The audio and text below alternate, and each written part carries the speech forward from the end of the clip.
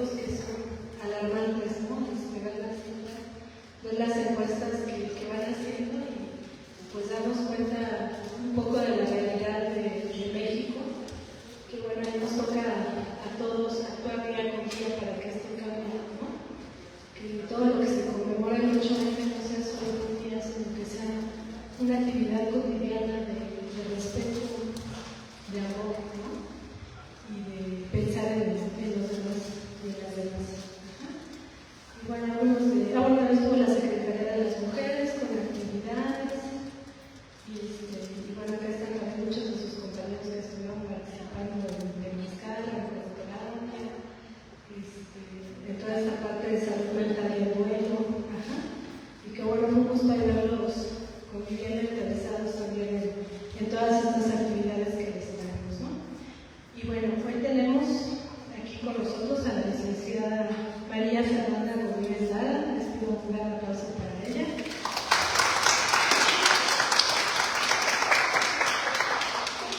Ella es egresada de la licenciatura licenciatura en Historia de la Facultad de Estudios Superiores Zacatlán de la UNAM. También es diplomada en Gestión Cultural por la Facultad de Artes y Diseño de la UNAM. Además, se ha formado como docente en diferentes instituciones educativas, como la Universidad La Salle, la Universidad Iberoamericana, el PLAN y la UNAM. Profesionalmente se ha formado como gestora cultural en proyectos gubernamentales como la consolidación del Centro Cultural y Recreativo de Sosomo, asesorando la gestión de fondos para proyectos sociales y culturales dentro de la... Ha constituido asociaciones civiles enfocadas a la investigación del patrimonio cultural y el desarrollo de la salud emocional. Tiene una amplia trayectoria como docente de historia en instituciones privadas, como el Instituto Thomas Jefferson y la Universidad del Claustro de Sor Juana. Ha colaborado también como voluntaria en el Museo del Antiguo Colegio de San Ildefonso y en el Museo de Memoria y Tolerancia. Actualmente imparte clases privadas sobre historia de la cultura de la humanidad, historia de la gastronomía y colabora en investigaciones privadas para guionistas y novelistas. Bueno, también es una gran amiga, colega, nos conocimos en una universidad privada, dando clases, y es para el gusto que estés aquí acompañándonos a que vengas a trabajar con nosotros un poquito de las muchas investigaciones que has realizado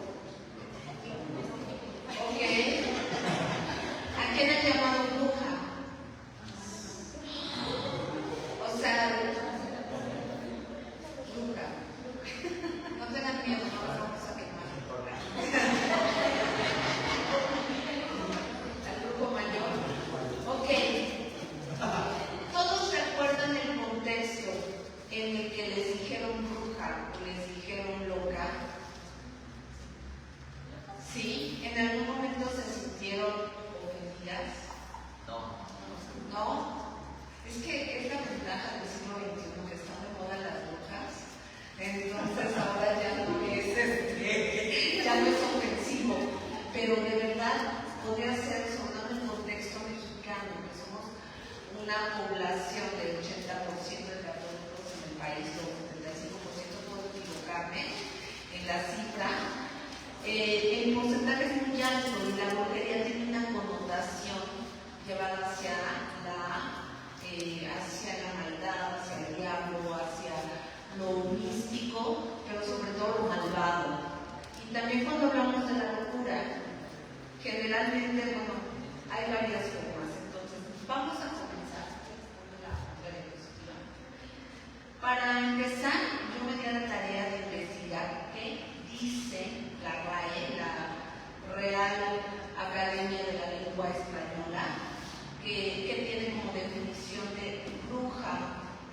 ¿Alguien tendría idea de qué significa bruja sin que lo busquen?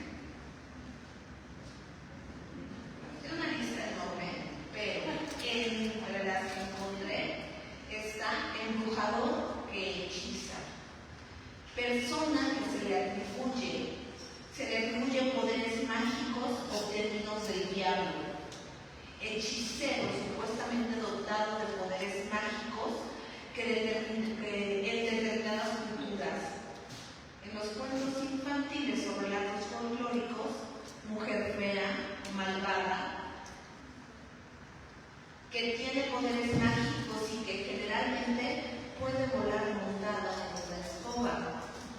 Mujer que parece presentir lo que sucede, o mujer de aspecto repulsivo.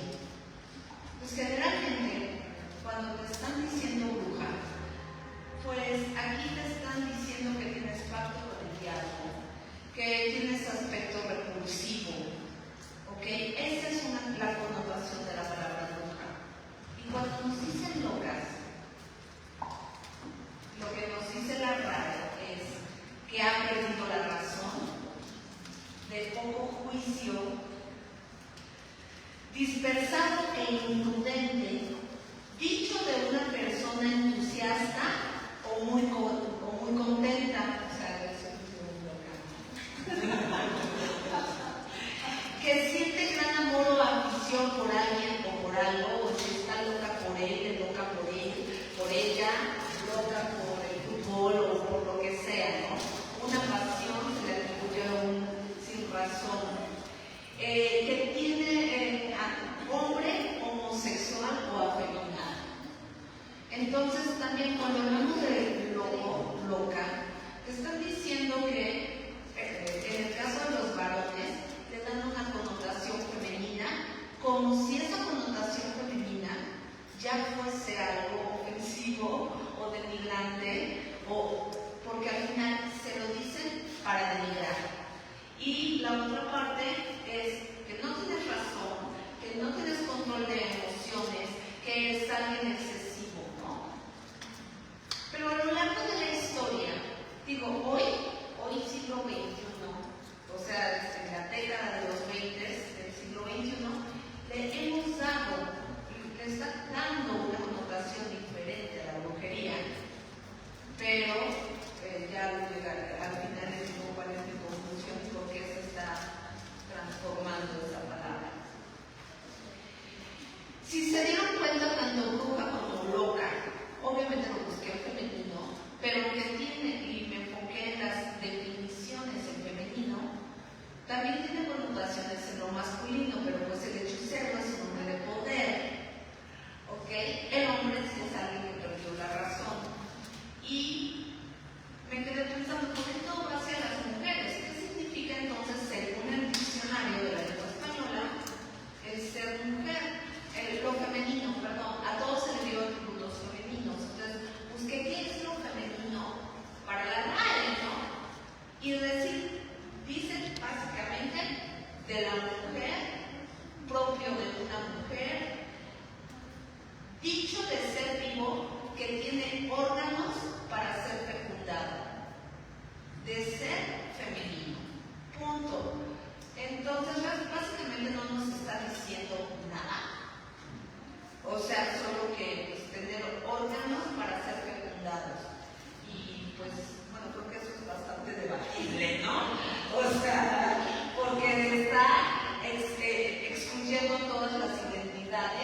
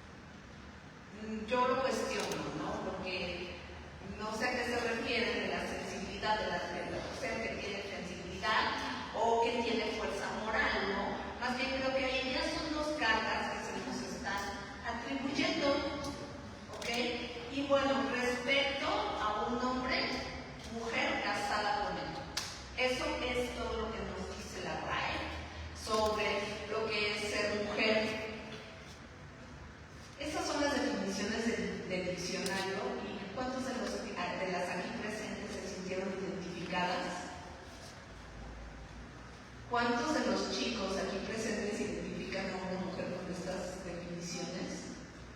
Pues no, entonces no vamos a clavarnos tanto en qué es lo que significa ser mujer o ser, sino al final, si se fijan en el diccionario, lo que nos está dando son atributos.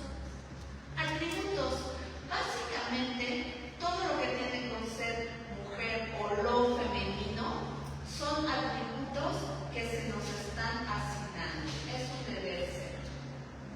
Y todo parte de los arquetipos. ¿Cuáles son los arquetipos femeninos de la cultura occidental? ¿Alguien sabe lo que es un arquetipo? ¿Cómo?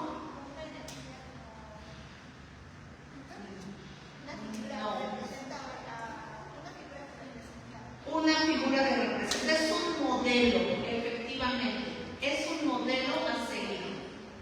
Todos, hombres, mujeres, hemos sido marcados por un arquetipo.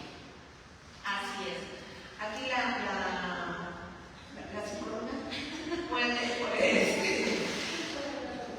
puede hablar muy bien de John, pero yo no voy a ahondar en él.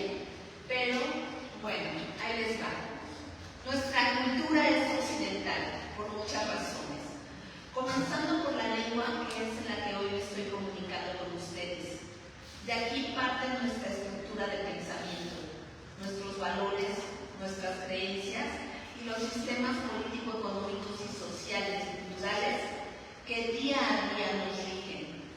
El mundo occidental asume como cuna de su cultura a los pueblos mediterráneos de la antigüedad, como los griegos y romanos. Son estos pueblos quienes nos heredan a las mujeres los arquetipos o modelos femeninos que debemos seguir para encajar en el molde patriarcal occidental.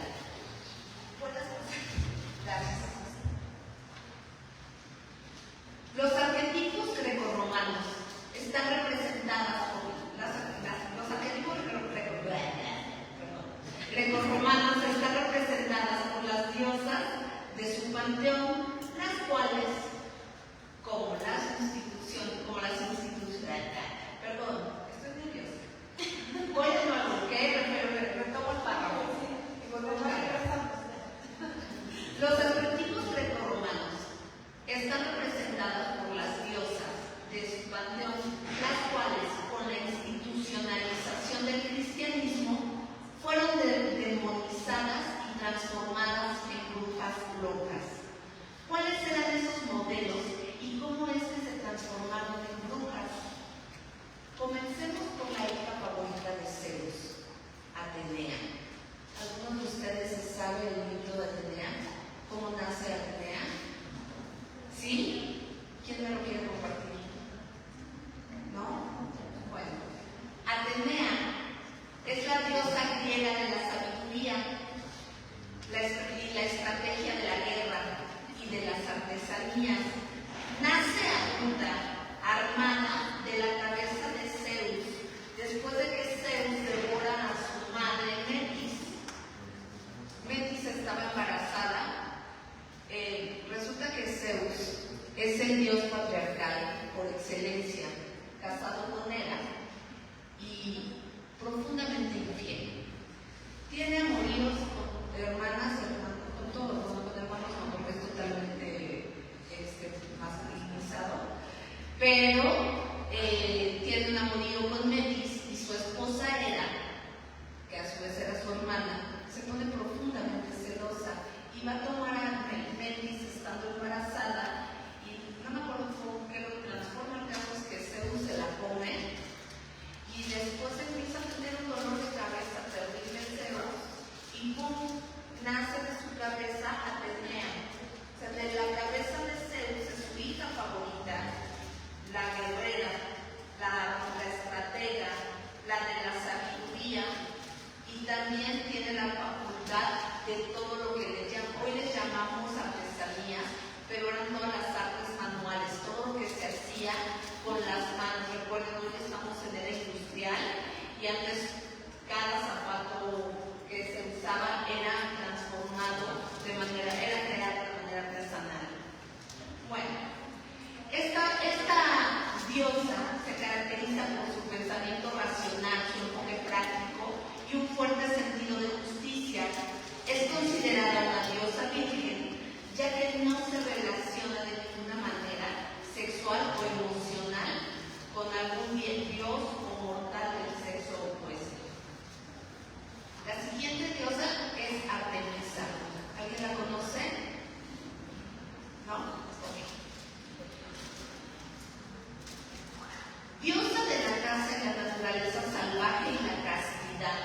hija de Zeus y hermana de Apolo.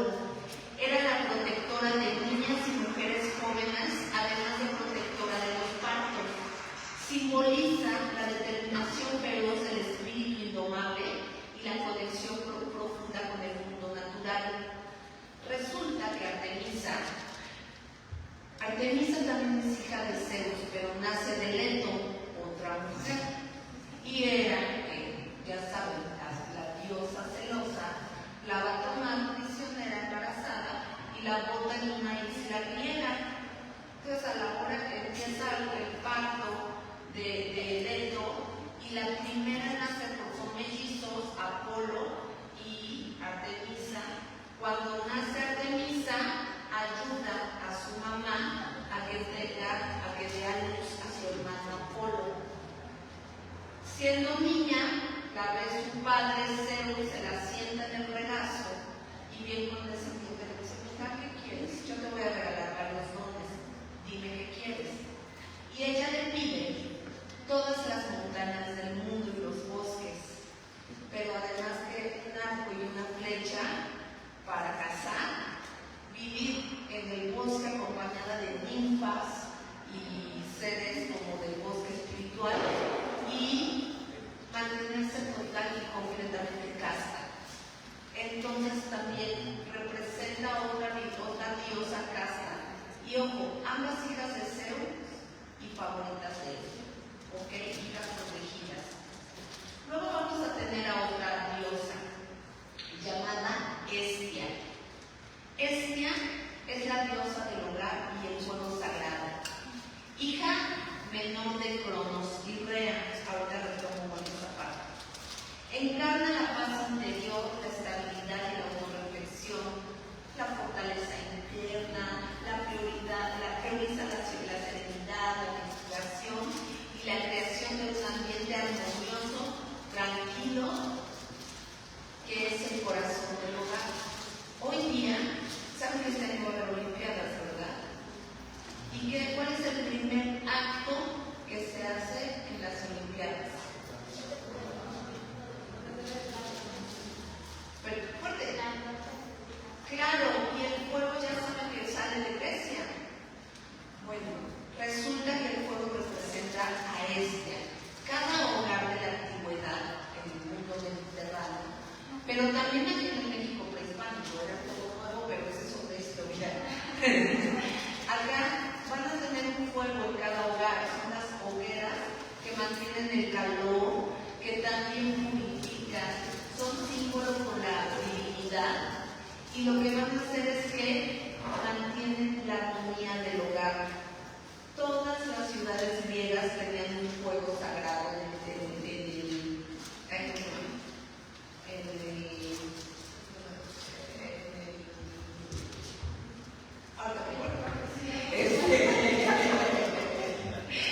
en la plaza mayor del pueblo de la ciudad, porque eran ciudades-estado, y va a representar justamente esta fuerza, es el hogar, es esta mujer que se convierte después en va a ser sustituida después en el cristianismo por María, lo vamos a ver.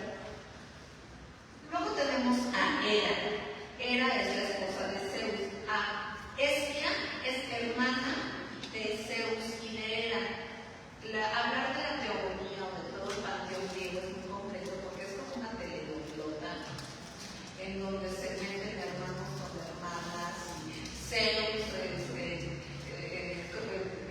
Cronos se come a sus hijos, Zeus destripa a su padre, lo castra, o sea, hay un montón de cosas muy interesantes entre estos. Ahora vamos a tocar el Génesis también. Ahora vamos a ver el Génesis también.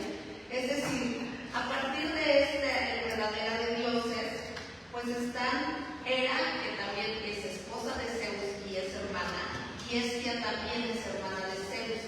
Pero ella decide no vivir, Hestia decide no vivir en el Olimpo porque se va a vivir con los humanos en sus hogares.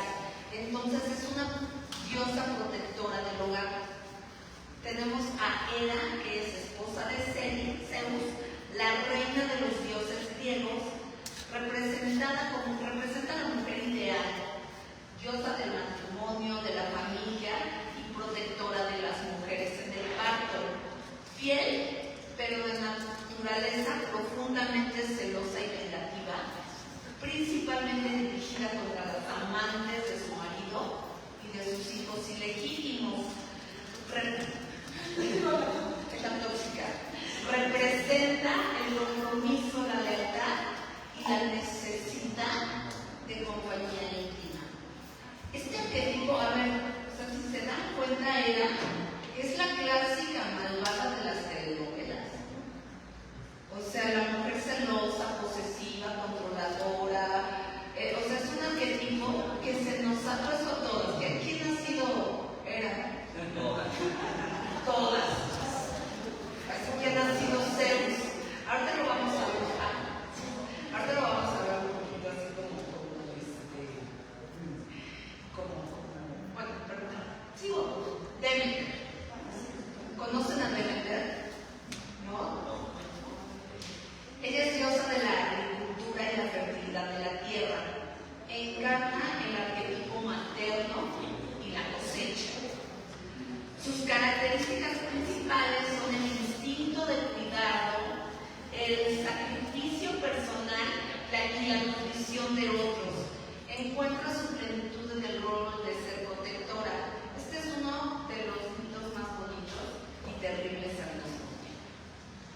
Resulta que Demeter es hermana de Zeus también, pero también tiene una hija con él, que se llama Perséfone.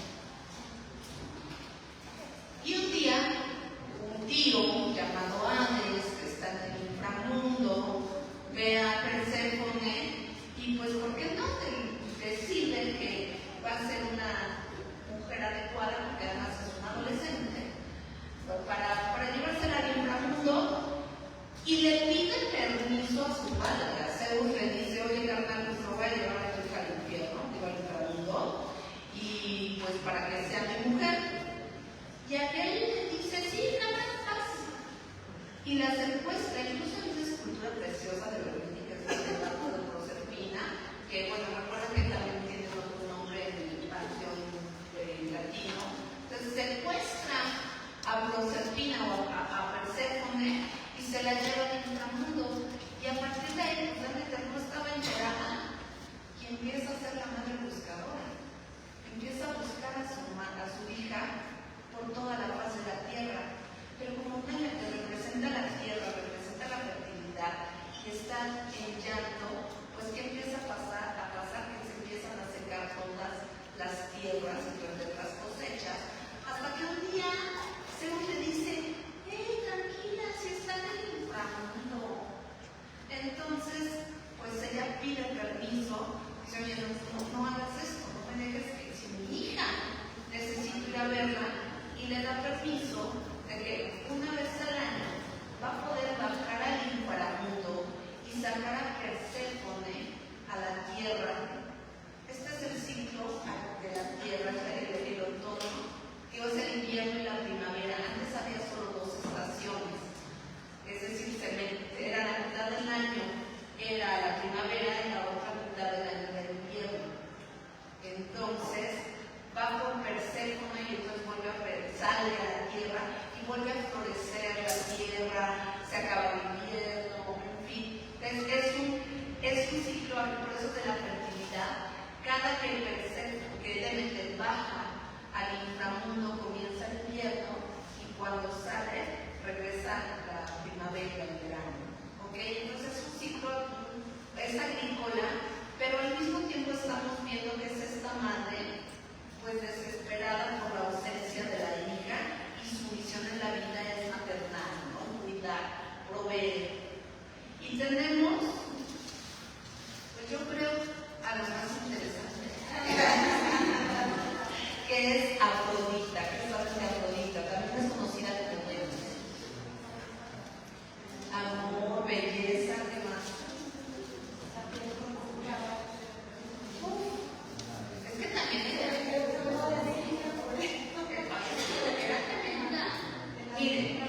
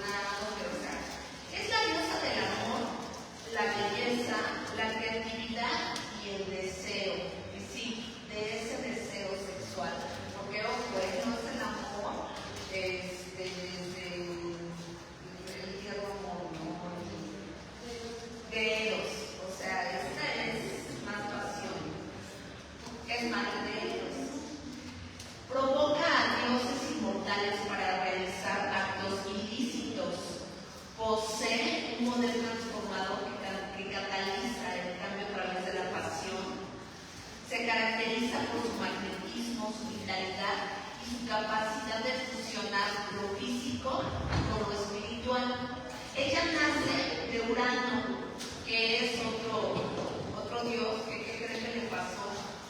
Lo castraron y su espuma cae sobre el mar y ella nace de la espuma del mar.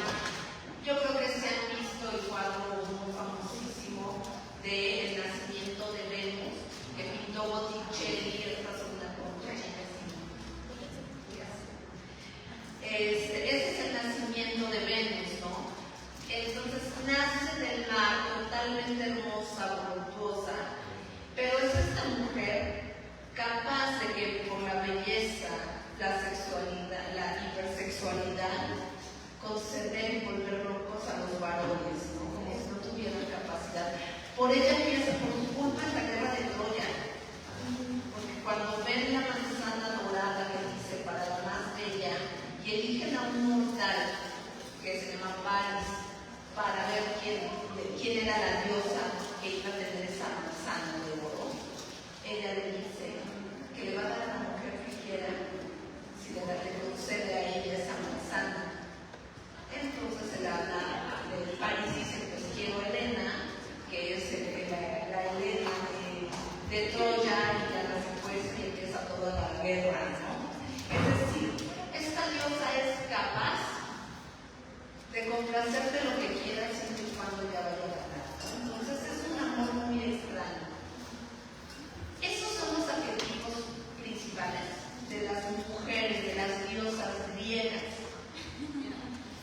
Estas diosas constituyen el modelo divino. Cualquier mujer podría encarnar características de ellas. ¿Algunas se sienten identificadas con estas diosas? Sí. Estoy segura que podemos tener características de varias diosas.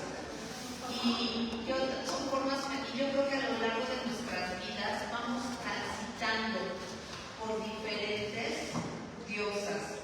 No quiere que estamos casadas con un arquetipo.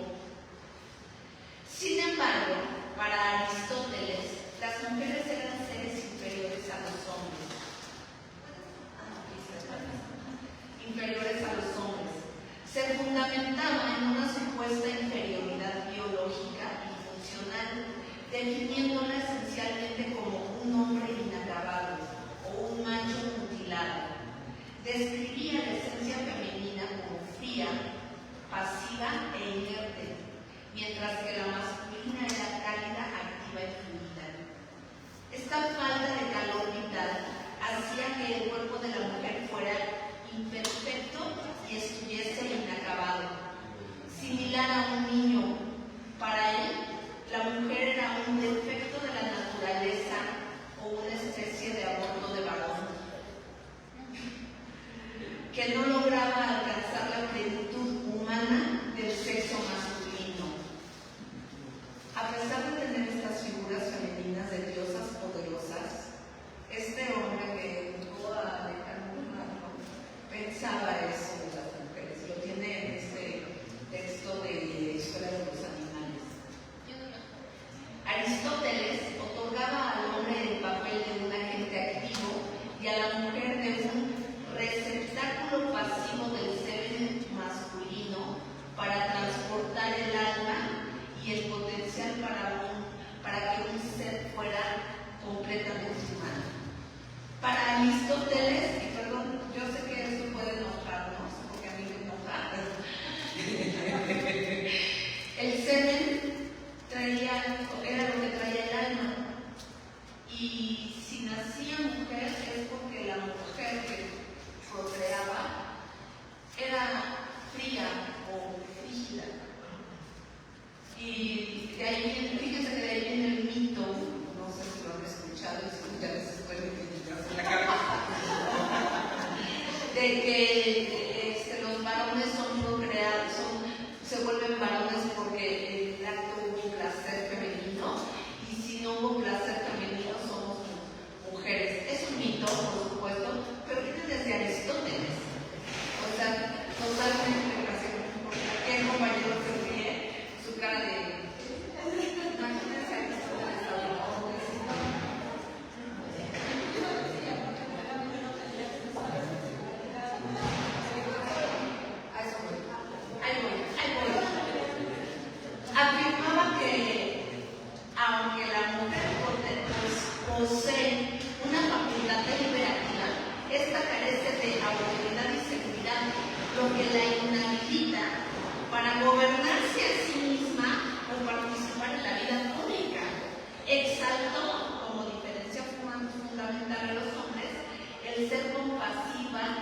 propensa a las lágrimas, envidiosa, quejumbrosa, falsa, impulsiva y difícil de inducir a la acción, aunque con mejor memoria. Entonces, pues bueno, justamente eso pensaban los griegos en nosotras las mujeres. Pero ahorita les hablé de los arquetipos femeninos. Envidiosas. ¿Qué pasa con las humanas? ¿Cuál es el arquetipo de la mujer humana? Así que en el mundo griego las mujeres son a las agentes de todos los males que azotan la humanidad y es representada por Pandora. ¿Alguien se sabe el mito de Pandora? Pero si han escuchado lo de la caja de Pandora. ¿Y qué es lo que queda al último? La esperanza. Sí, pero él les da el mito que es horrible.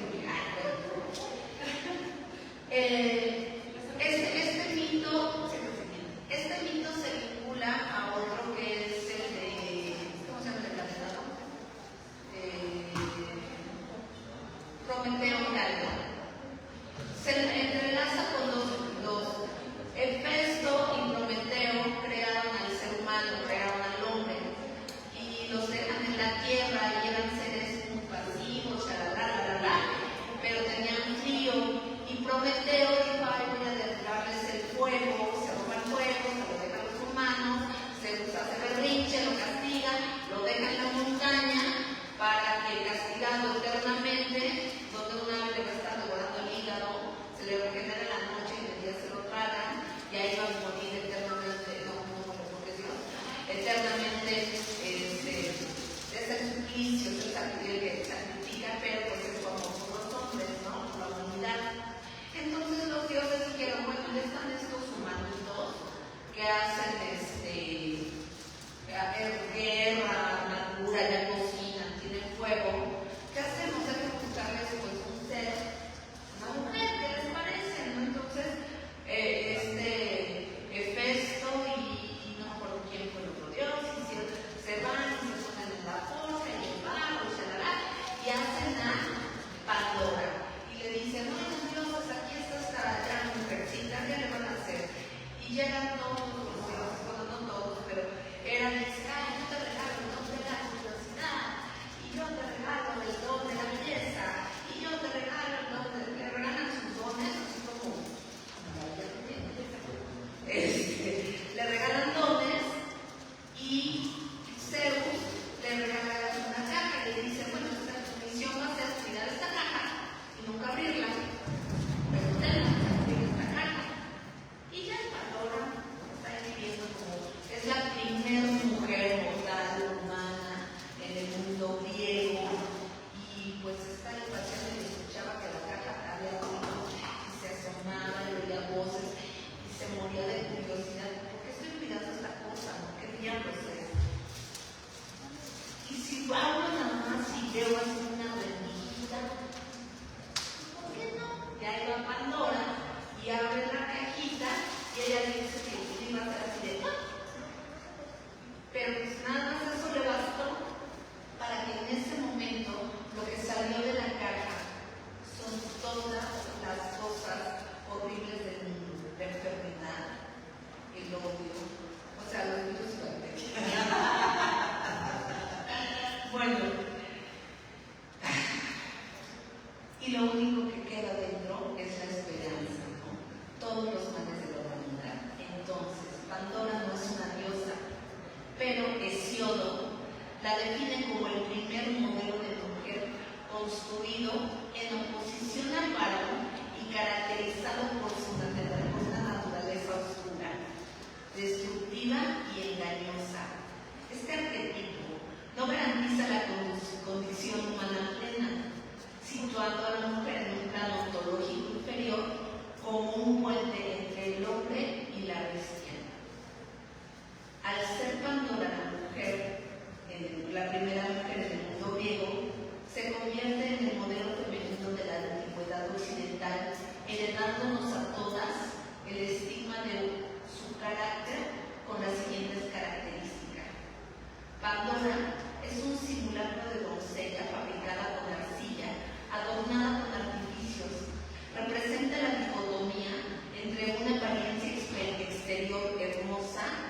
una esencia interior calamitosa.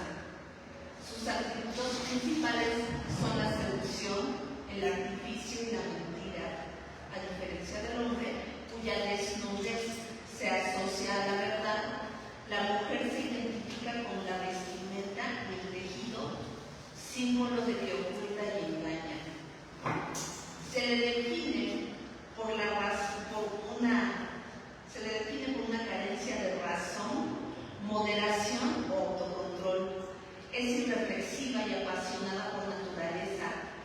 Se la considera incapaz de actuar con sensatez, lo que se ejemplifica en su decisión de abrir la caja de los males. Posee una voracidad insaciable tanto económica como sexual.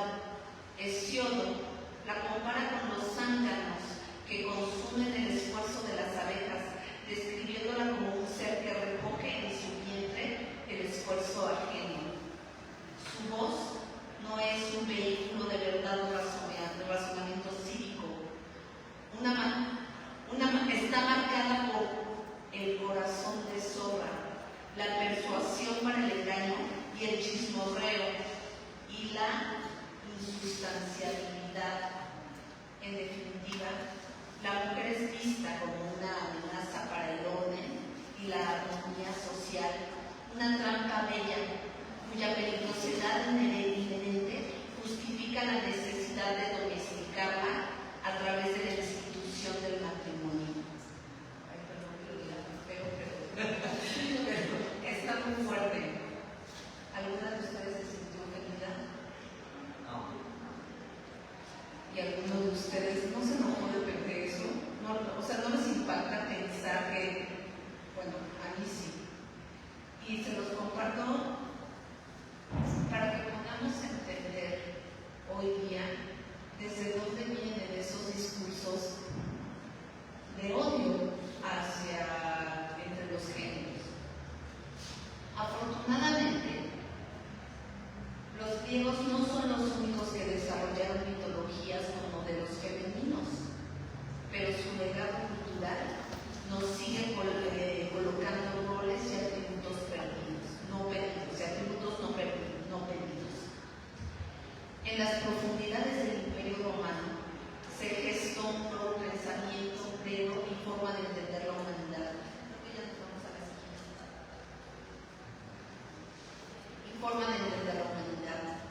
Paridos de la violencia entre Roma, Judea y Egipto, dejó atrás la tradición del panteón lleno de dioses y diosas y se erigió con un solo Dios, omnipotente, omnipresente y todopoderoso.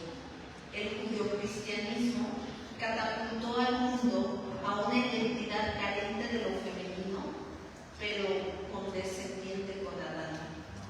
Adán, creado por Dios con el barro del paraíso, tuvo dos mujeres, una creada a su lado del mismo barro que él y otra formada de su costilla.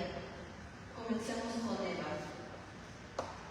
Se conoce la historia del Génesis, la creación de Eva. ¿Todos?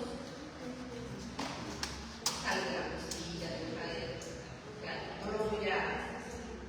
¿Cómo estás? Eva, en el relato bíblico del Génesis, es representada como la primera mujer creada a partir de la costilla de Adán. Tradicionalmente, se le ha descrito como la causa de la caída de la humanidad, la portadora de la culpa y el símbolo de la tentación. Al tomar del fruto del árbol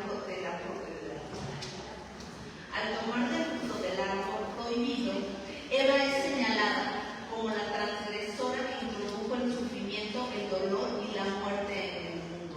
Si se fijan, hay un paralelismo con Pandora. Pandora abre la caja, Eva toma el fruto prohibido. Se ha utilizado su figura para justificar la necesaria sujeción de la mujer al varón bajo la premisa de que solo ella es capaz de tentar, que su naturaleza es inferior por surgir del hombre. Eva actúa como la mediadora entre el demonio y el hombre, representando la carne señuelo divino que resulta en desgracia irresistible para la humanidad. Lili. ¿Conocen a Lili? Unos sí, otros no. ¿Alguien lo quiere contar? ¿Lo quieres contar? ¿No? ¿Alguien? No. Bueno.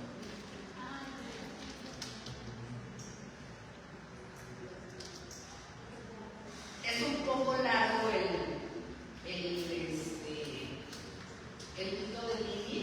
Viene de uno de los textos apócrifos hebreos. Y en este texto, cuando Dios crea a Adán, también crea a Lili y los deja solos en el paraíso.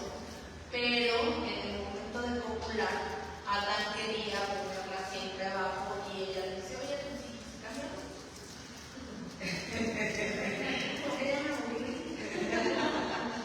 Entonces Adán le dice: no, a ver, tú estás abajo porque yo soy superior a ti. Y Lili le dice: no, perdóname. Tú y yo somos iguales a tu imagen y semejanza.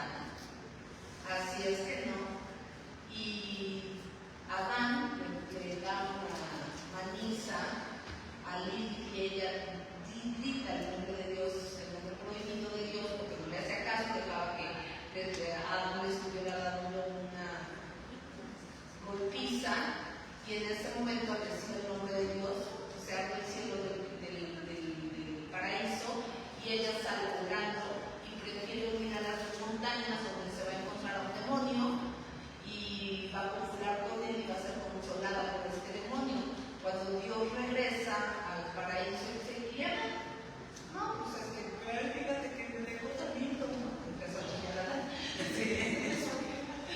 Entonces, no me hizo caso, yo quería de la media abajo y ella no quería. Y le pegué y se fue. Entonces Dios lo que hace, bueno, pues le puede hacer a Eva, y mientras mandó a 3 ángeles a buscar a Lili ahí en las montañas. Y llegan los 3 ángeles y le dicen: oye, pues ¿qué dice el jefe? Que te regreses al paraíso. Y ella le dice: no, porque yo lo llamé, también lo llamó varias veces y no me hizo caso cuando me estaban lastimando. Y no me hizo caso, entonces no me voy a regresar. Ah, pues si no vas, cada uno le piden 3 veces y cada ángel le da un castigo. Su primer castigo va a ser que nunca va a poder ver el rostro de Dios. Por lo tanto, como ella es hecha imagen y semejanza, si te ves al espejo, estás viendo el rostro de Dios. Entonces ella nunca puede reflejarse en los espejos. Por eso los vampiros no se pueden ver en los espejos. La otra cosa, la mitología, ¿no? El otro castigo es que eternamente, o sea, va a estar pariendo demonios. Es la madre de los incubos y los sucubos, que son los demonios que inquietan sexualmente en las noches a hombres y mujeres. Y el tercer castigo no me recuerdo. Pues el destierro eterno del paraíso, ¿no? Nunca iba a volver a ver la luz del día en el paraíso. Entonces es básicamente la primera demonia, la primera mujer demonia de la... Pero ahí les va. Lili aparece en el alfabeto de Sirach, un texto apócrifo hebreo. Es considerada como el primer ejemplo histórico de la mujer emancipada, representando una figura de rebelión absoluta contra el dominio patriarcal. A diferencia de Eva, Lili fue creada al mismo tiempo que Adán y a partir del mismo barro del Edén, lo que fundamentaba sobre el reclamo de igualdad originaria. Lili se negó a someterse a Adán, pronunciando una sentencia de independencia radical. Por eso no me mandas tú ni nadie. Al no aceptar la subordinación, decidió huir del Edén, prefiriendo el exilio antes que la obediencia. Entonces, una mujer no obediente es una mujer demoníaca. Debido a su negativa de someterse a Dios, Dios la transformó en una criatura horrible y demoníaca.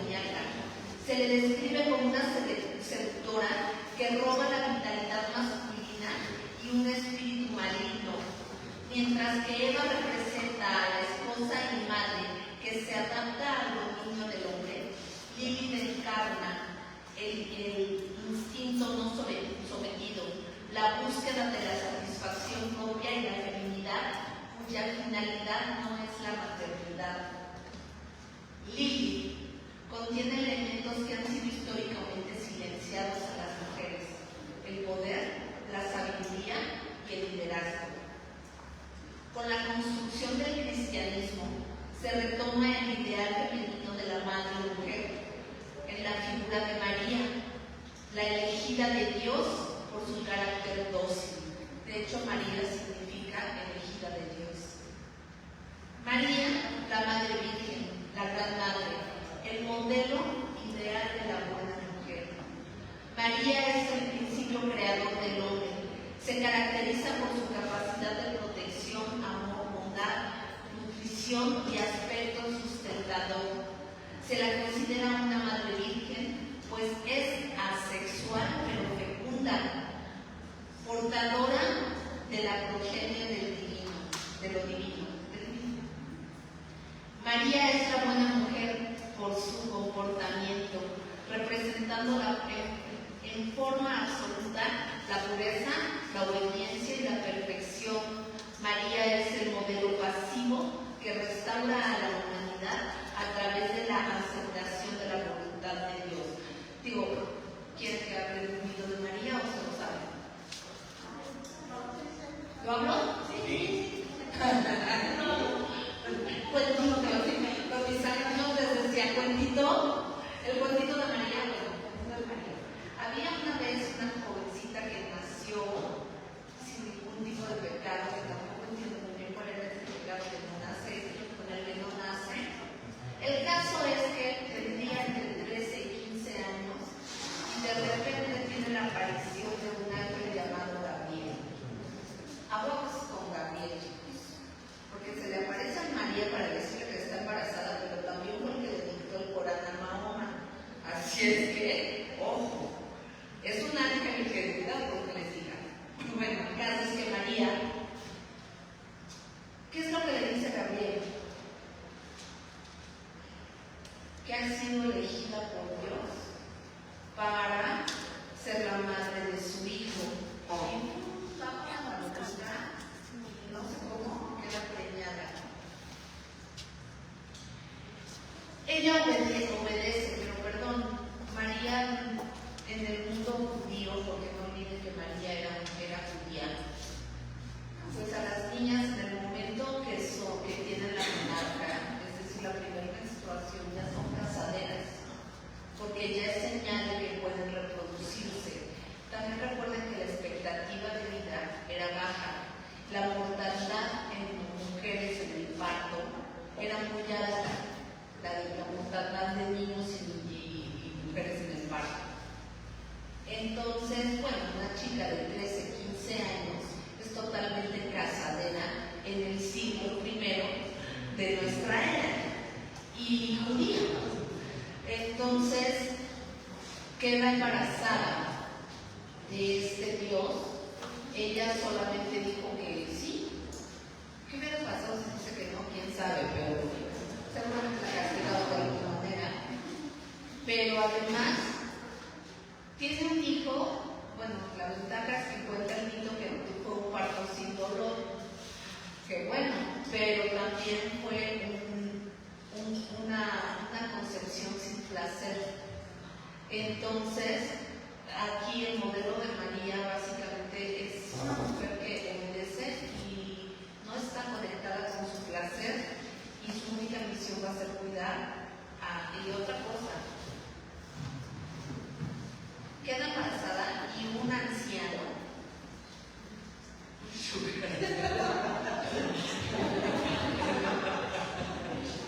el sugar, que dice, necesito quien me atienda, y o sea, si nos ponemos en la concepción del judío del siglo I, seguramente un anciano tenía 40 años, ¿verdad? Un anciano tenía 40 años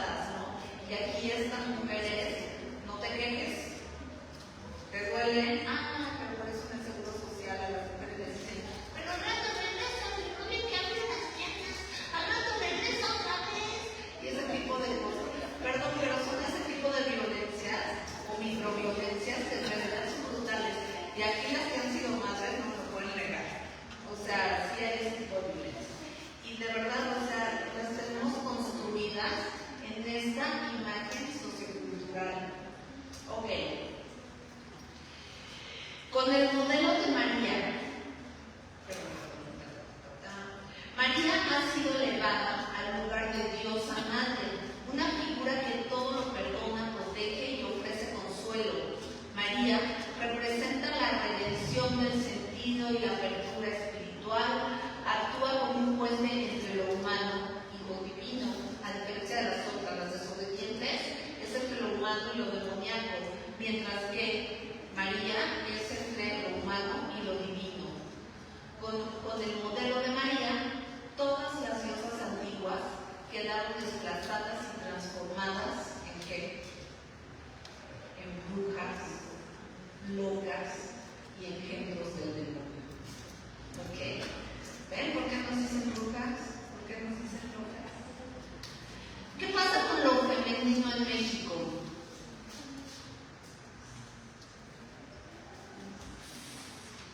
¿Alguna idea? ¿No? Bueno. La cultura occidental europea se fusiona con las culturas mesoamericanas, las cuales tienen un enorme panteón de diosas y dioses ligados a la naturaleza, la humanidad y el misticismo. El arquetipo femenino en la cosmovisión mesoamericana, particularmente los nahuas, ojo chicos, me enfoqué solo en una de las nahuas y las más recientes porque el panteón, los panteones mesoamericanos son tan anchos, largos y vastos como todo nuestro territorio y hasta América, ¿no? Pero enfoquémonos, me enfoco en los nahuas. Se define a través de una compleja red de dualidades, asociaciones simbólicas que sitúan a la mujer en una relación directa con la tierra, la pasividad y el interior. Lo femenino se caracteriza por una serie de cualidades físicas simbólicas opuestas a lo masculino. Mientras lo masculino se asocia a la calor del sol, lo femenino se vincula con la humedad, el frío, lo bajo y lo interior. El arquetipo femenino está intrínsecamente ligado a la tierra y a la luna. La superficie terrestre es vista como una entidad sagrada femenina, representada a menudo con la pala de piedras verdes o vegetación. La mujer es vista como una matriz receptiva comparada con las cuevas, que es fertilizada por la energía celeste masculina. Figuras como Coatlicue representan una dualidad al ser simultáneamente madre y representación de la muerte, porque no hay vida sin muerte. En el mundo mesoamericano es más un rollo cíclico, o sea, uno no existe, lo femenino no existe sin lo masculino. Tu deber ser es uno, tu deber es el otro, pero ambos se complementan, ¿ok? No es no es tan violento, creo.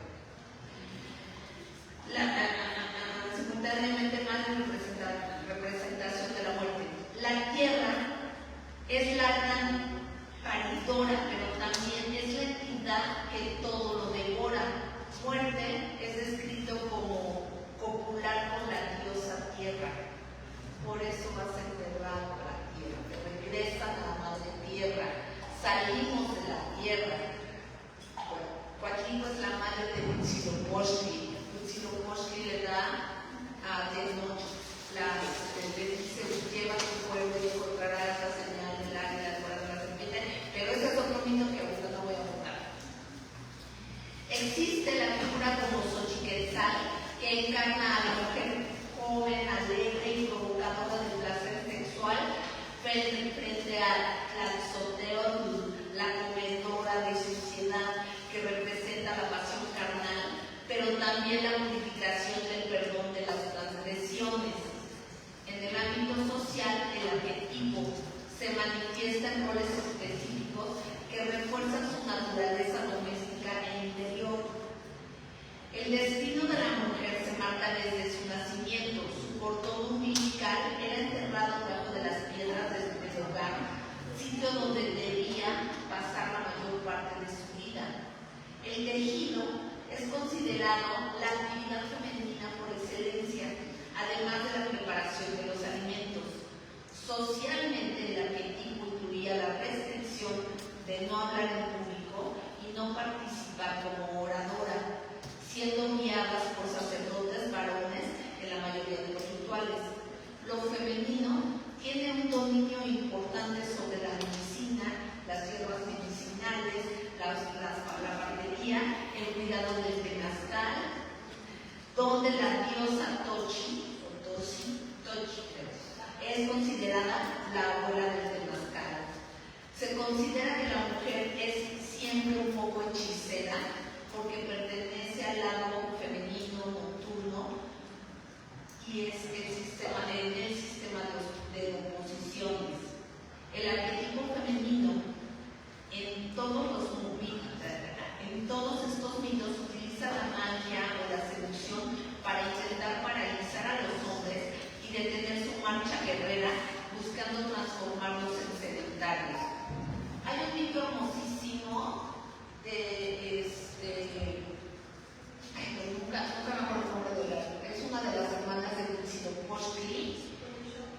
No, es otra, que es la diosa como de la brujería, porque justamente, como todas las mujeres, para el mundo mesoamericano, todas las mujeres estamos conectadas con la magia. Todas tenemos algo de hechiceras, pero pues es yo creo que llaman intuición.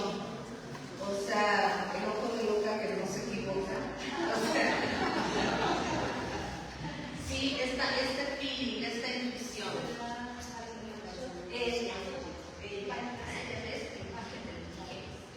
Bueno, el arquetipo femenino en estos mitos utiliza la magia de Así, vemos un ligero paralelismo entre el panteón occidental con el mesoamericano, con la diferencia fundamental de que en el mundo náhuatl lo femenino es parte del equilibrio del cosmos, independiente e indispensable para la existencia, coincidiendo en la maternidad, el cuidado, la nutrición y los hogares como el único fin femenino. Con la colonización y la evangelización, los usos y costumbres se fueron imponiendo y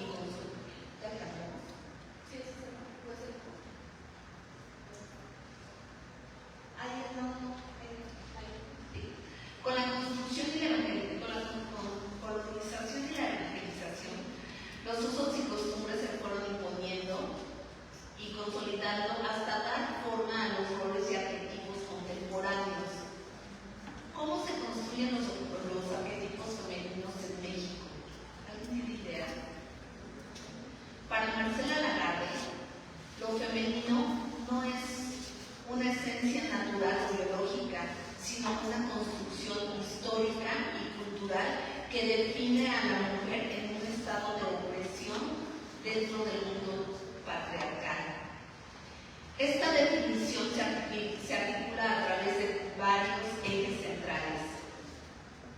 Ser para otros. El núcleo de la identidad femenina es la desposesión de sí misma para existir en función de los demás.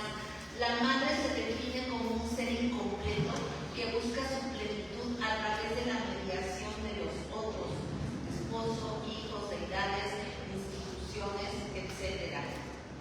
Y la dependencia vital. Lo femenino se caracteriza por una incapacidad aprendida para la autonomía. Las mujeres son educadas en la servidumbre voluntaria, aceptando la opresión como si fuera un destino natural o un contenido de amor y la abnegación. Es un contenido de amor y de abnegación. El patriarcado divide lo femenino en dos ámbitos antagónicos. La procreación, que es el paradigma positivo, que es la madre esposa, y el erotismo, el paradigma negativo, que es la bruta. En ambos casos, el cuerpo de la mujer es un cuerpo para otros, nunca para ella.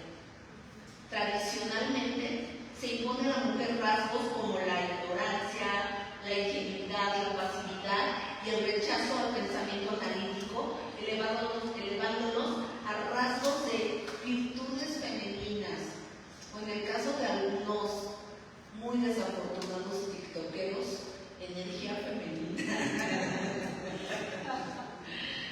En última instancia, lo femenino se manifiesta como una serie de cautiverios: madresposas, monjas, putas, presas, locas, que privan a la mujer de libertad y de la capacidad de decidir sobre los hechos fundamentales de su existencia. El concepto de cautiverio se define como la relación específica de las mujeres con el poder, donde son privadas de independencia, para decidir sobre los hechos fundamentales de sus vidas. Este estado de cautiverio no es solo una imposición externa, sino que se mantiene mediante la servidumbre voluntaria, donde las mujeres otorgan consenso a su propia expresión a través de la cultura y la ideología. Madre esposa, la mujer cuya vida se define por la maternidad y la conyugalidad, o sea, el marido, viviendo de una dependencia vital de los otros. Su identidad se construye a partir de la mediación de los otros, es dependiente y se siente realizada al estar sustituida en alguien más, ya sea el esposo o los hijos. Su cuerpo es concebido como una matriz cultural destinada a la gestación y el cuidado. En este arquetipo, el erotismo propio es negado y queda totalmente al servicio de la procreación y el placer del hombre, valorándose la castidad y la fidelidad absoluta como prueba de bondad. Se espera que sea dócil, paciente, abnegada y que cultive atributos como la ignorancia, el rechazo al pensamiento analítico en favor de la intuición y la creencia mágica. Físicamente, debe ajustarse al estándar de belleza que la convierta en un objeto atractivo para el otro. Se espera, ¿han visto esas imágenes de las mujeres de los años 50? Que es el ideal así de la mujer, así súper perfectamente despeinadas, vestidas y atendiendo al marido o a los niños. Ese es el arquetipo de la madre esposa, ¿no? Espera que realice la jornada doméstica de manera compulsiva y por deseo propio. Díganme quién tiene siempre deseo de barrer. Tengo un deseo incontenible de lavar ropa.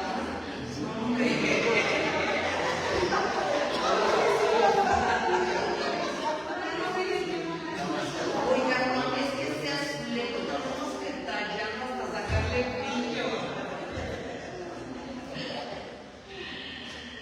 De manera que, interpretando este esfuerzo no como trabajo, sino como una realización de sus instintos maternales y de amor. Ay, limpio el excusado porque te amo. O sea, el grito de la Virgen María, específicamente en México, la Virgen de Guadalupe, actúa como el modelo acabado de esposa y madre. Ella representa la perfección femenina a través del sufrimiento aceptado, el silencio y la renuncia total a sí misma para dar vida y gloria al Hijo y al Padre.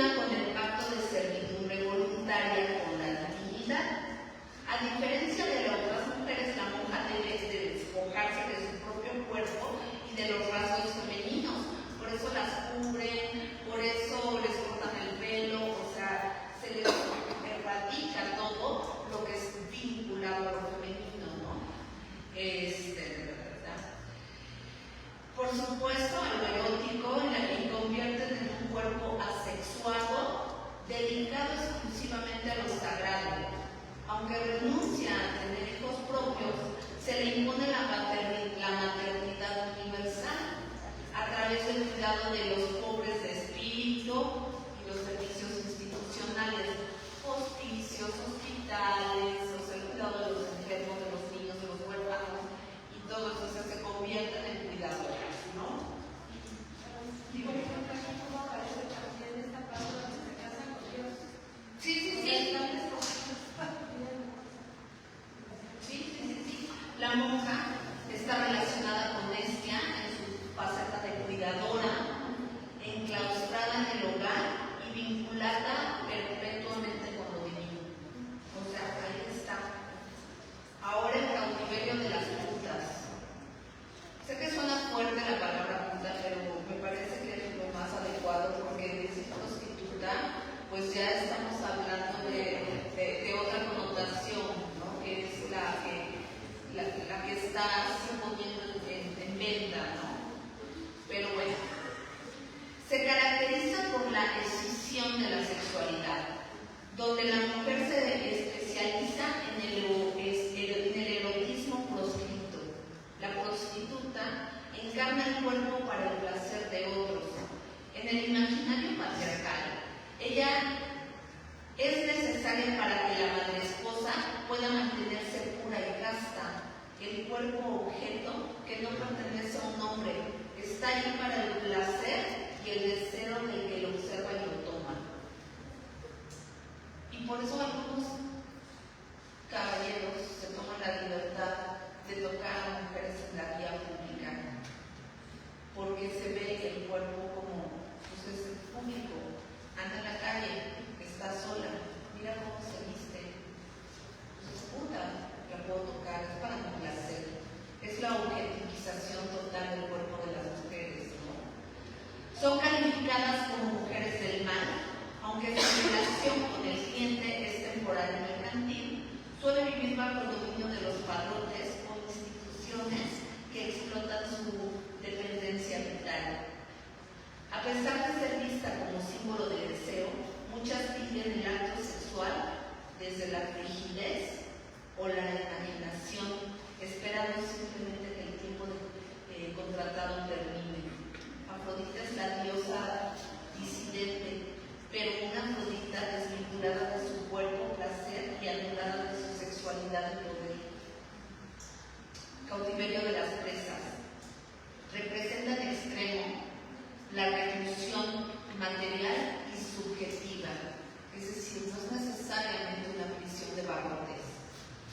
Lagarde señala que para muchas mujeres la casa ya funciona como un presidio, así como la pobreza estructural, la falta de acceso a la educación, a los trabajos precarizados, a las maternidades obligadas, a las dependencias económicas, a la cárcel, y la cárcel es la reapropiación institucional de ese encierro. El ingreso a la cárcel implica rituales de despojo, como el uso de uniformes y la pérdida de la intimidad, lo que anula la identidad previa de la mujer y vive la pena del abandono y la culpa social. ¿Por verdad? ¿No podemos tener tiempo? Ya me acuerdo. El cautiverio de las locas. ¿Dónde me salté de las presas?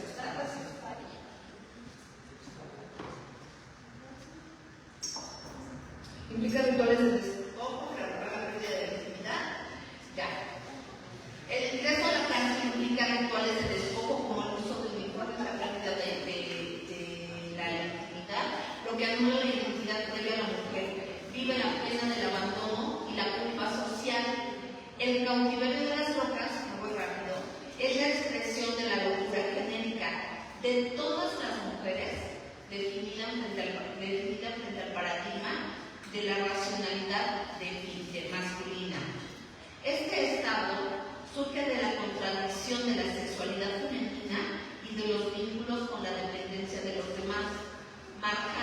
Lagarde afirma que la mujer enloquece tanto por ser demasiado mujer, como por el exceso de mandatos de abnegación, como por no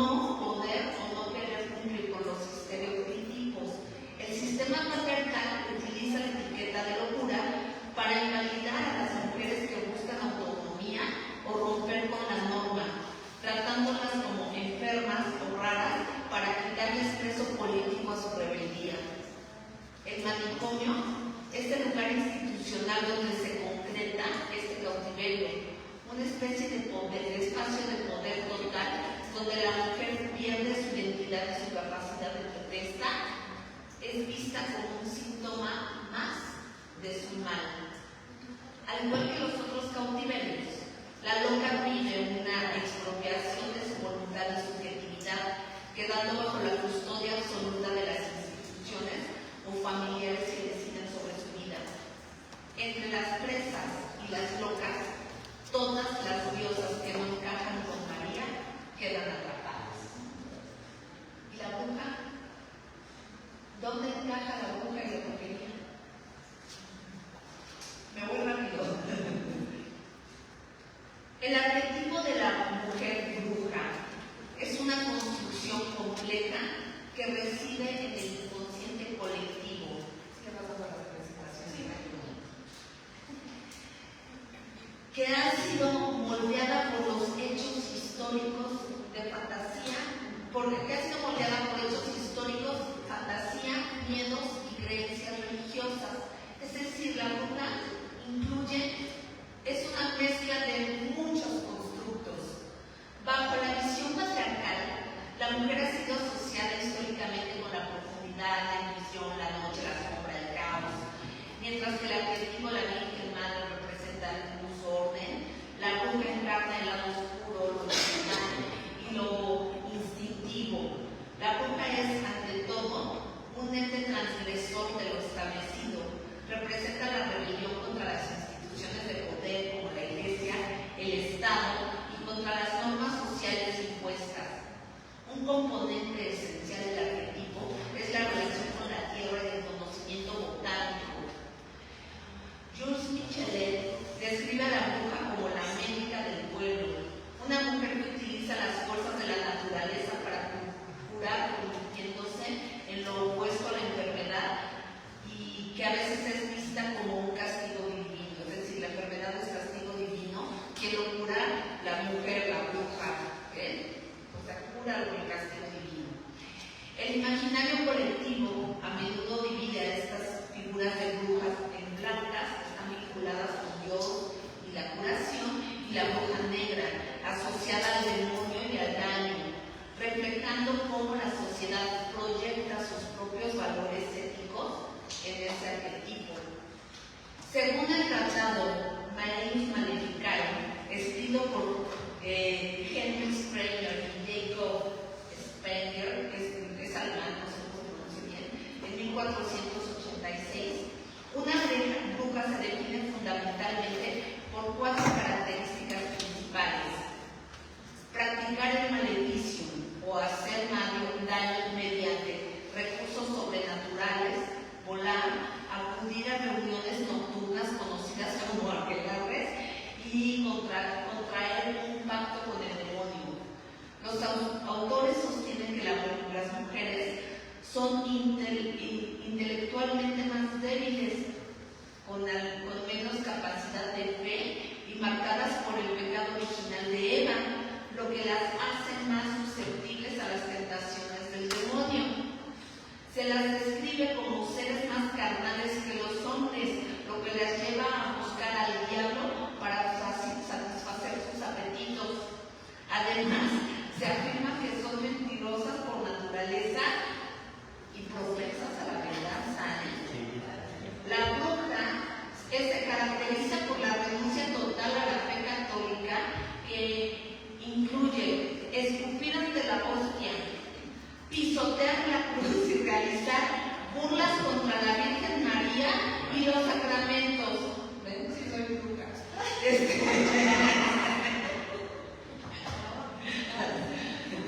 La bruja tiene el poder de provocar grandes tempestades, rayos y granizo para destruir las cosechas y a los animales. Tiene el poder de provocar esterilidad en los hombres y animales e impedir que las parejas consuman el matrimonio mediante hechizos de odio e impotencia. Eso estaría bueno, ¿no? O sea, según el manual, las brujas pueden hacer creer a un hombre que su miembro viril ha sido separado del cuerpo o convertir a las personas en animales mediante el engaño de los sentidos. Además, pueden causar la muerte a hombres o animales con solo mirarlos. ¿Se imaginan? O realizar encantamientos a través de su mirada.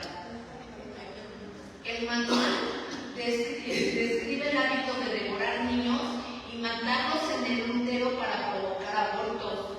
Aquellos niños que no mataban los ofrecían como sacrificios al demonio.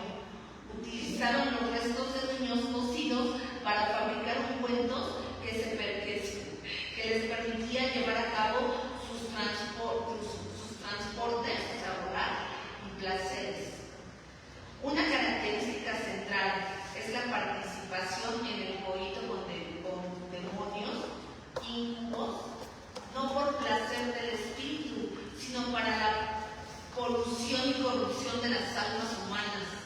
Posee la capacidad de transportarse de un lado a otro por el aire físicamente o por su imaginación.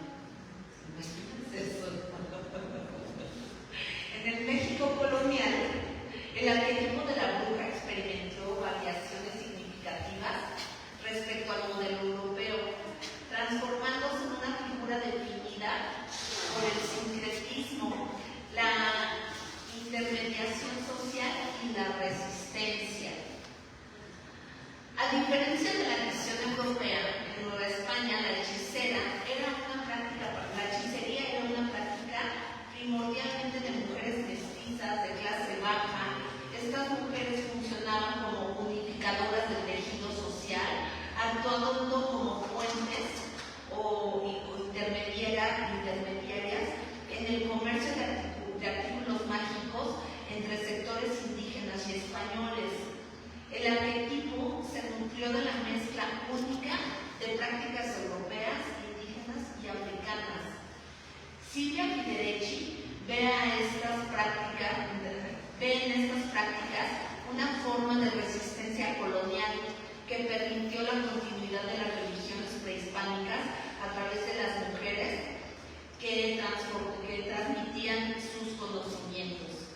El arquetipo estuvo fuertemente ligado a la figura de la partera y la curandera. Estas mujeres realizaban rituales médicos que las hacían vulnerables a acusaciones de brujería, pero al mismo tiempo las posicionaban como poseedoras de un conocimiento especializado para objetivos específicos.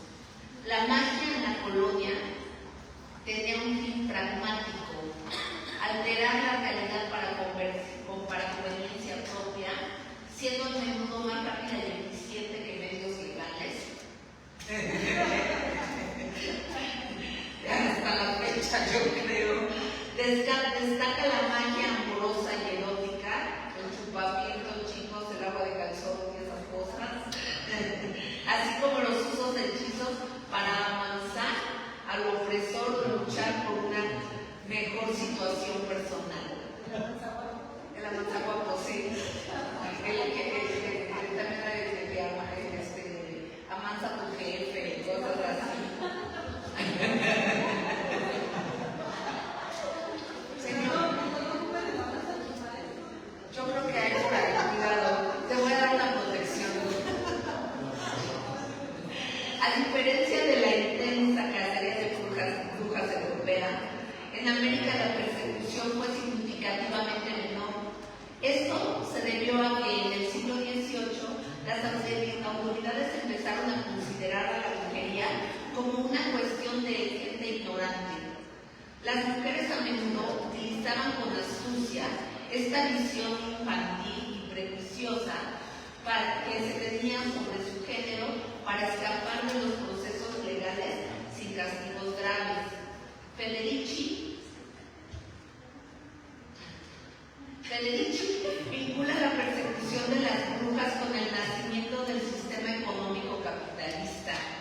Desde su perspectiva materialista, la cacería de brujas fue un proceso necesario para disciplinar los cuerpos femeninos y asegurar el control estatal sobre la reproducción y la fuerza de trabajo. La bruja novohispana no era vista necesariamente como un ente puramente diabólico, sino como una mujer disidente y astuta que negaba las jerarquías coloniales, utilizando el conocimiento ancestral y el sincretismo para sobrevivir y protegerse. En conclusión, la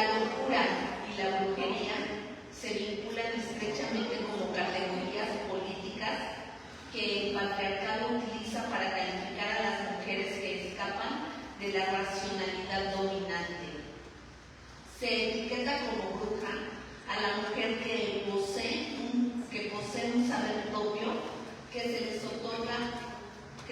le otorga autonomía. Como el orden patriarcal prohíbe que la mujer tenga poder sobre sí misma, este conocimiento es interpretado como una forma de sinrazón o locura. En la mentalidad judeocristiana, la bruja es la mujer pecado, aliada con el diablo, lo que representa la transgresión más radical de la obediencia. Esta alianza simbólica la sitúa fuera del surco de la razón masculina. El embrujamiento mágico es como una forma de locura en que la mujer, ante su falta de poder real, no decide sobre su vida, recurre a rituales y creencias sobrenaturales para intentar influir en su destino. En resumen, se le llama bruja a una mujer cuya condición es rara o irracional para el poder, convirtiendo su diferencia en una patología o maldad que debe ser controlada. En interpretaciones más recientes, el arquetipo ha pasado a ser visto como una criminal o una ignorante, a ser vista víctima de la persecución y finalmente un símbolo de emancipación femenina. Se le considera una mujer disidente que fue excluida del análisis histórico tradicional. Esta figura arquetípica no es estática, transita desde la mujer sabia y la sanadora hasta el ser malvado y único, creado por el imaginario inquisitorial, fusionando raíces folclóricas con el miedo y lo desconocido. Muchas gracias.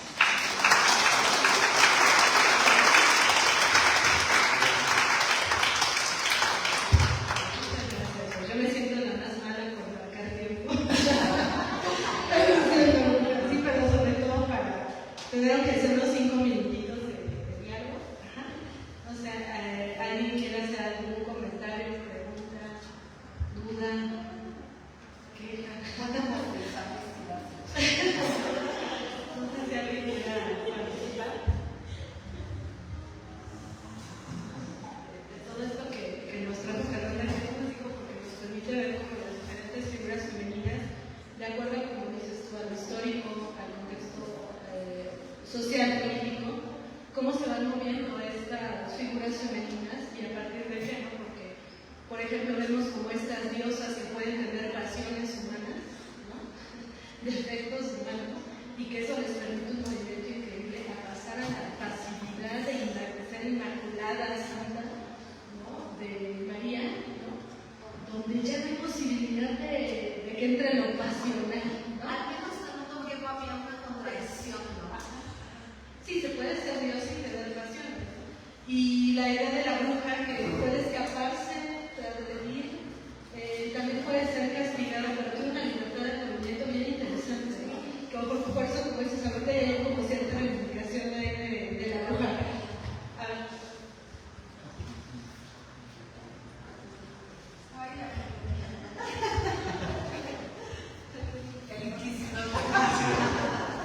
Bueno, estaba pensando toda la presentación que realizamos, cómo lo ibas desarrollando todo esto,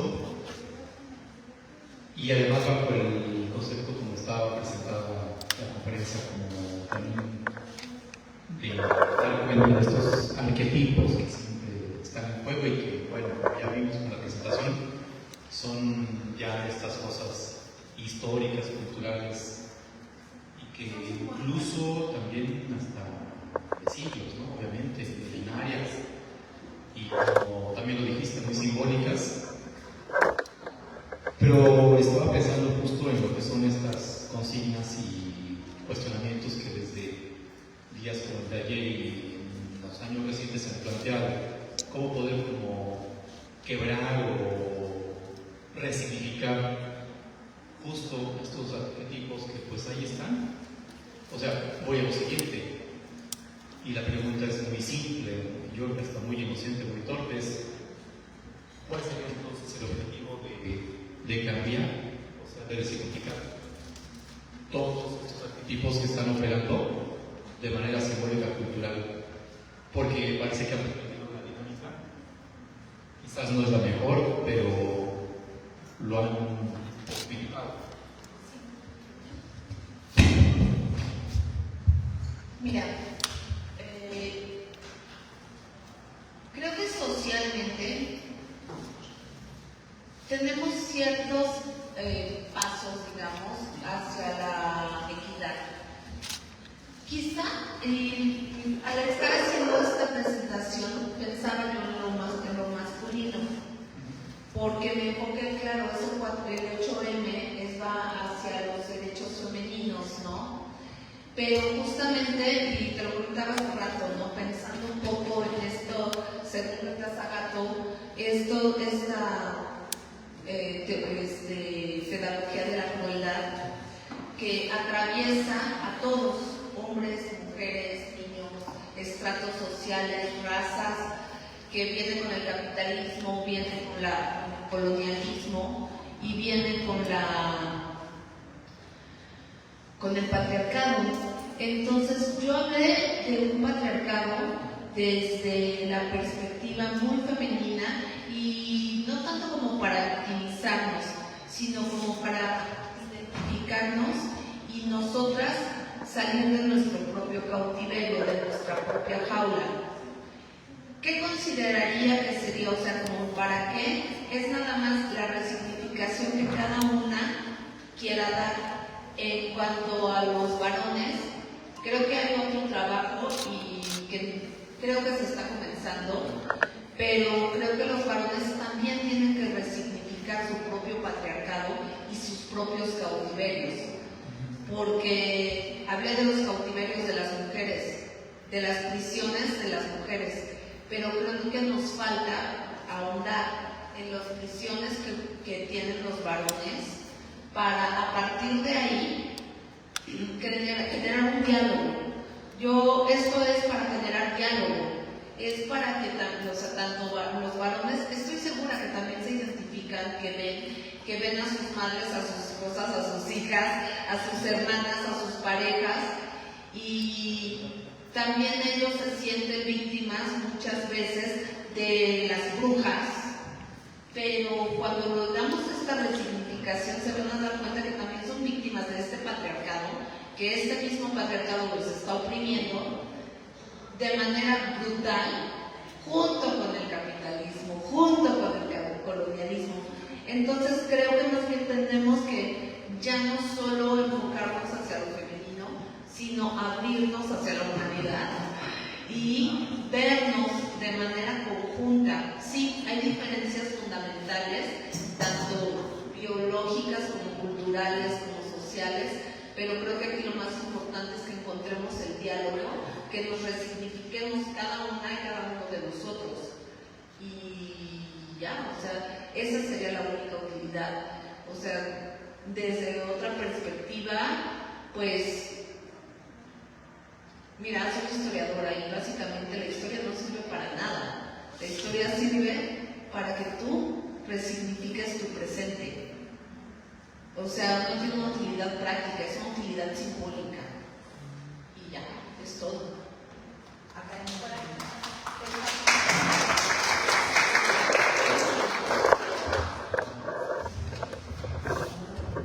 Bueno, creo que nos acaba de mostrar que es muy importante y nos da mucho a reflexionar, porque todos desde la historia y vemos que estos patrones siguen, ¿sí? Y que ahora a lo que nos corresponde a nosotros como seres humanos, como individuos, es razonar el momento que estamos viviendo para poder hacernos de esa cárcel, de ese manicomio en el que estamos en nuestros hogares y poder decidir vivir por nosotros mismos, para nosotros mismos, no para los demás, no para el aseo de la casa, no para el aseo por los hijos, sino el aseo por una satisfacción propia, ¿sí? Porque... Sí, claro. Entonces, ahorita lo que a mí me deja de experiencia para mis hijas y para compartir es eso, ¿no? De que realmente ellas sepan valorarse por sí mismas, ¿sí? Y no solamente nosotros como mujeres, sino también varones, porque pasan la misma situación y con ellos hay un poquito más de conflicto, porque por ser hombres y por ese patriarcado no les permite decir lo que están padeciendo. Es algo que se van guardando y que van transmitiendo, que van formando patrones en sus hijos para que ellos digan, es normal lo que a mí me está pasando porque mi padre o mi madre lo dieron por hecho. Entonces creo que sí deberíamos de compartir esto con nuestras comunidades. Nosotros como promotores de salud deberíamos de transmitir esto, ¿no? El decirles que se tienen que romper esas cadenas de lo que hemos padecido para que realmente el ser humano sea feliz. Entonces pues creo que eso me ha dejado ahorita su mensaje. Muchas gracias.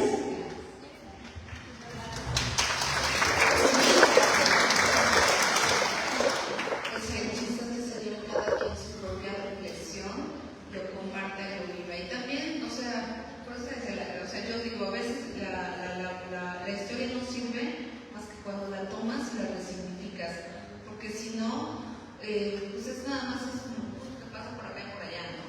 Pero si tomamos algo que nos vincula, que nos pega, ¿no? Con lo que nos identificamos, tenemos la oportunidad de reflexionar para transformar.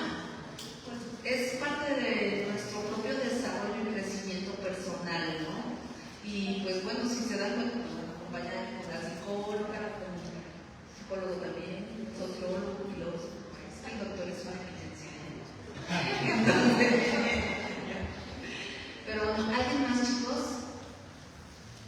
con confianza, no muerto, ni hago hechizos. No por ahora.